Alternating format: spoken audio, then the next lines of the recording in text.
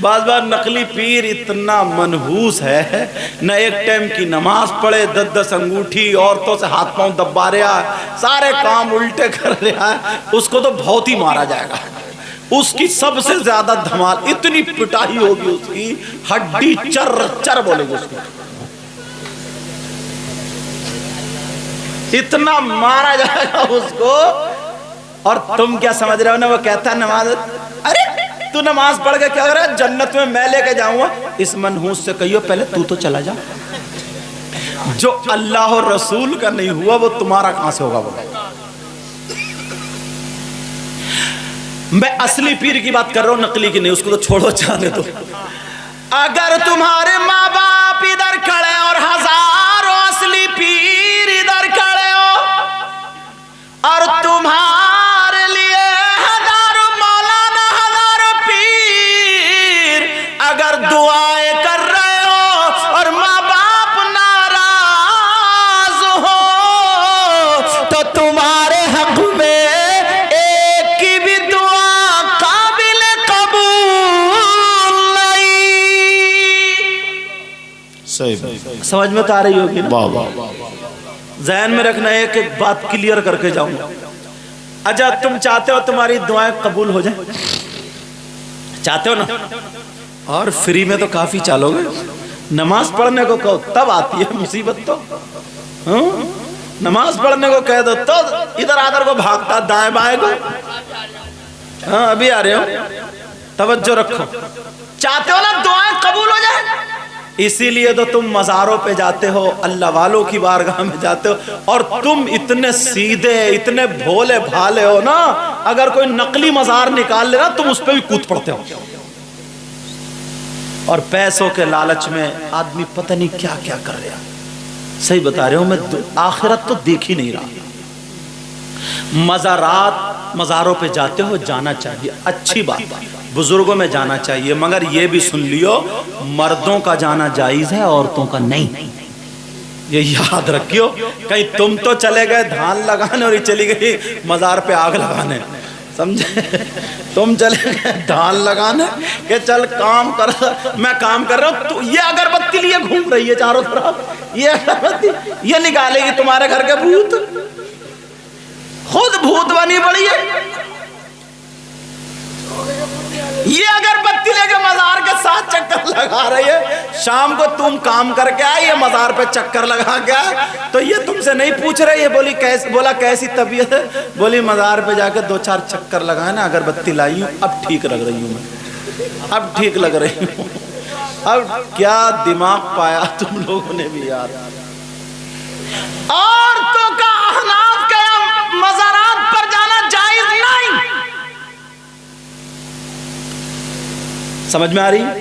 مگر تم جایا کرو، تمہیں جانا جائز ہے، اللہ والوں کی بارگاہ میں جایا کرو، مگر یاد رکھیو ایک بارگاہ تم وہاں پر جاتے ہو دعا مانگنے اور دعا قبول ہوتی ہے الحمدللہ، مگر ایک بارگاہ ایسی ہے جہاں پر اس جگہ اس کا پتہ ایڈریس میں بتا دوں کہ وہاں پہ دعا رد ہوتی نہیں، الحمدللہ دعا قبول ہوتی۔ اور سنو کام کی بات یہ ہے، وہاں پر عورتوں کا جانا بھی جائز ہے۔ اب آپ کہو گے کون سی بارگاہ ایسی ہے؟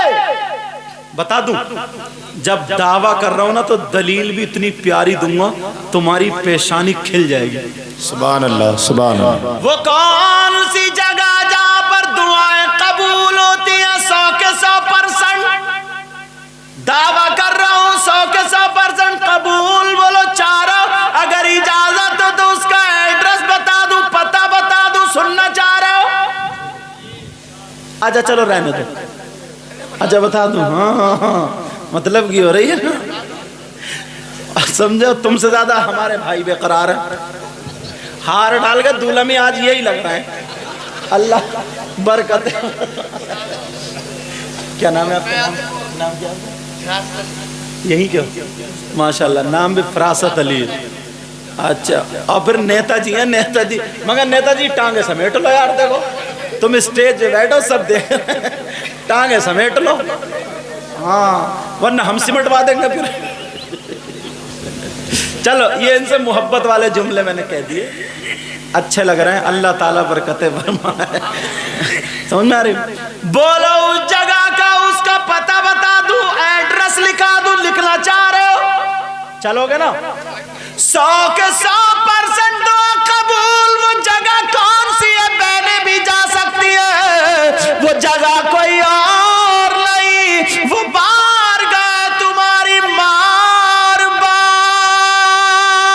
ماں باپ کی بارگاہ۔ اگر یہاں ان کی خدمت کر لو، ماں باپ راضی ہو جائے۔ اب یہ ماں باپ اگر دعا کر دے تو ماں باپ کی دعا رد نہیں ہو سکتی۔ یہ میں نہیں کہتا، یہ آقا کہتے ہیں، یہ وہ نبی فرماتے ہیں جس نبی نے کہا خدا ایک ہے، تم نے مان لیا۔ جس نبی نے کہا جنت ہے، تم نے دیکھی نہیں لیکن مان لیا۔ جس نبی نے کہا فرشتے ہیں، تم نے دیکھے نہیں لیکن مان لیا۔ وہی نبی فرماتے ہیں دعاء الوالدین الاولادہما کدعاء النبی الامتہ۔ نبی فرماتے ہیں ماں باپ کی دعا اولاد کے حق میں ایسی ہوتی ہے جیسے مجھ محمد کی دعا میری امت کے حق میں ہوتی ہے۔ سبحان اللہ سبحان اللہ، بے شک۔ میں نے دعوے میں، دلیل میں حدیث پڑھی، اب کون رد کر دے گا؟ تمہاری دعا ایسی ہے جیسے شاہ ولایت صاحب کی امروہہ میں، تمہاری دعا ایسی ہے جیسے اعلیٰ حضرت کی، تمہاری دعا ایسی ہے جیسے غریب نواز کی، تمہاری دعا ایسی ہے بڑے پیر صاحب کی۔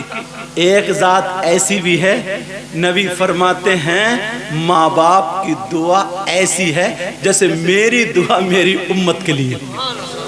تو نبی کی دعا کیا رد ہو سکتی ہے؟ دلیل مل گئی۔ ماں باپ کو ستا رہا ہے، ماں باپ کا کہنا نہیں سنتا، کہتا چپ کے رہیے، بیٹھ رہیے بڈھا۔ اور اگر کوئی کہہ دے جلسے میں موڑا جو نبی کا غلام ہے، کھڑے ہو گئے نام نعرے والے، نعرے تکبیر، نعرے رسالت، پھاڑ لیے گریبان کے بٹن اور اماں کو جا کے آنکھیں دکھا رہا ہے۔ سمجھے؟ اماں کو جا کر کے آنکھیں دکھا رہا ہے۔ پیارے اپنے اوپر ذرا غور کرو، اپنے اوپر سنو۔ تم نے کوئی شخص ایسا دیکھا، توجہ رکھنا، توجہ نکل نہ جائے، بات بڑی کام کی ہو رہی ہے۔ تم نے کوئی شخص ایسا دیکھا جس کا بھائی مرا ہوا لیٹا ہو اور وہ اپنے مرے ہوئے بھائی کا گوشت نوچ نوچ کے کھاتا ہو؟ دیکھا اس کا؟ بولو دیکھا؟ نہیں دیکھا۔ بہنوں نے دیکھا کہ جس کا بھائی لیٹا ہو اور یا بہن لیٹی ہو اور اس کی بہن مردہ بھائی کا گوشت نوچ نوچ کے کھاتی ہو یا کھاتا ہو؟ دیکھا؟ میں دکھاتا ہوں آج تمہیں۔ 40% لوگ ہو، بہت خیالوں میں ہیں ہم، ہیں کہاں؟ اور قرآن کی آیت سناؤں گا جس کا ایک ایک لفظ حق ہے۔ پوری دنیا ایک طرف اور اللہ کا کلام ایک طرف۔ بے شک بے شک، صحیح بات۔ دعویٰ کروں گا تو دلیل بھی، حضرت صحیح بتا رہا ہوں، علامہ صاحب مفتی صاحب قبلہ، کم سے کم 40% لوگوں سے زیادہ ہوں گے ایسے۔ زیادہ ہی ہیں۔ آپ کہیں گے یار سید صاحب کیسی بات کر رہے ہیں، حضرت کیسی بات؟ قرآن کی آیت تو سنو۔ کون ہے وہ؟ توجہ رکھنا، کون ہے وہ جو اپنے مردہ بھائی کا گوشت کھاتا ہے؟ اللہ کا کلام سنو تمہیں پتا چل جائے گا۔ اللہ فرماتا بسم اللہ الرحمن الرحیم ولا یغتب بعضکم بعضا ایحب احدکم ان یأکل لحم اخیہ میتا فکرہتموہ۔ گھر میں جا کر کے قرآن پڑھ لینا، ترجمہ دیکھ لینا۔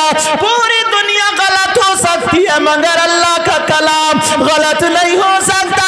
مفہوماً ترجمہ کرتا ہوں، اگر کوئی آپس میں غیبت کرتا، چغلی کرتا، پیٹھ پیچھے برائی کرتا، کتنے لوگ غیبت کرتے، چغلی کرتے، برائی کرتے، اللہ فرماتے فرماتا چغلی کرنے والا غیبت کرنے والا ایسا ہے جیسے مرے ہوئے بھائی کا